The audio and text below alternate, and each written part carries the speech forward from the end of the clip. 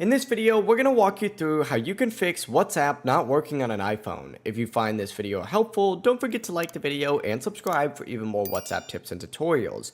It can be very frustrating when WhatsApp stops working properly, but there are several troubleshooting steps that you can try. Begin by swiping up from the bottom of your screen gently, not too far, to open up the app switcher. Simply go ahead and swipe up from WhatsApp to fully close it. From here, go ahead and reopen the app and check to see if it's working again. If restarting didn't help, simply go ahead and exit out of WhatsApp, go to your settings, and then scroll down until you see the general option and open that up. From here, scroll down just a little bit until you find iPhone storage, and then scroll all the way down again in this section, hit show all, and find WhatsApp.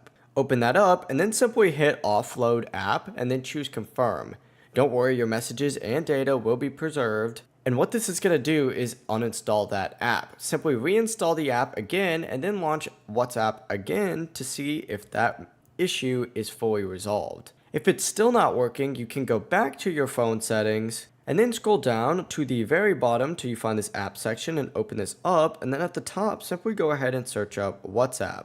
Just make sure that you have all of your permissions on, like contacts, microphone, stuff like that. Just make sure they're enabled, because if they're not, there's a chance WhatsApp might be broken. But yeah, that should fix it. If none of the above does work though, the issue might be with WhatsApp itself. You could just open up any browser and search, is WhatsApp down? And if it says yes, that's probably why. But yeah, if you have any questions, feel free to ask down in the comments, and remember to like and subscribe for more WhatsApp tutorials.